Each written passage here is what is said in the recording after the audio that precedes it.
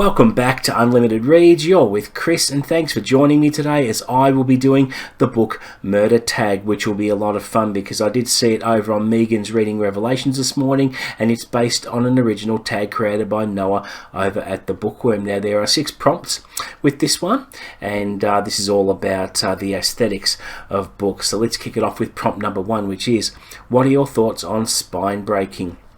Absolutely hate it. It's sacrilegious in my opinion. I don't like it. Here's an example of what a cracked spine looks like with a book I just read recently, which is Pet Sematary, which is another story. I absolutely loved it, but you can see here that is an example of bad cracks in the spine. Now, I didn't do it myself because this book I actually bought secondhand and it was already like that, and I cringe whenever I see someone holding a book one-handed and they've flipped the page over so that it pins to the back of the book. I just think it represents a complete lack of respect for the book in my opinion. Prompt number 2 is bookmarks or dog-earing pages. Now, I've never dog-eared a page in my life. I think it also represents a complete lack of respect for the book. There shouldn't be any excuse for not using a bookmark, even if it's a tissue or a ticket stub or a dollar note or anything like that that you've got on hand on your reading side table, for instance. Even a pen will do. There shouldn't be any excuse for dog-earing pages because it's not a good look and just ruins the book in my opinion. But I think you can always find something for a bookmark if you don't have a conventional one, and there are all kinds of things you can use as a bookmark. So even a ruler, just something rather than dog-earing pages. So I have a pretty strong opinion on that one. Prompt number 3 is page tearing or ripping. Well, I'll answer that with another question. Why the hell would you do that? Ripping or tearing pages, I just don't know why someone would want to do that. There's a very short answer to that question. I just think it's absolutely ridiculous as to why you would want to tear or rip pages, but that's just me. Prompt number 4, writing in books. Now, I personally don't do it. I don't have a need to do it because I mainly read fiction. I can get it if someone is studying a textbook and needs to write notes in the margins and things like that. But then there are also people who like to annotate classic books and things like that, especially if they want to highlight points they want to talk about if they're reviewing the book. I've seen some people annotate with coloured post-its and things like that, but I think it's up to the individual. If they want to write in their book, it's completely up to them. I'm not going to begrudge anyone for that.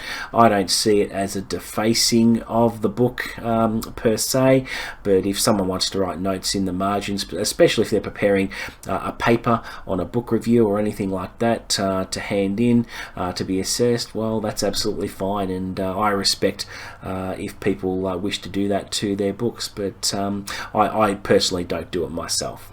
Prompt number 5 is ripping covers and bookbinding. Now, I've seen booktube videos where this has been done. I personally couldn't do it because I couldn't just rip a cover off my book and attempt to rebind it, because I think it's a very specialized skill set which I do not have. Now, that said, if I had a really good if I had a good Stephen King hardback which was in a bit of disrepair, I would pay someone to rebind it, especially if they rebound it in such a way as I saw someone do a Lord of the Rings book once, where they rebound it in leather and they even put LED lights in the cover and had the rune symbols and everything in there that looked absolutely magnificent.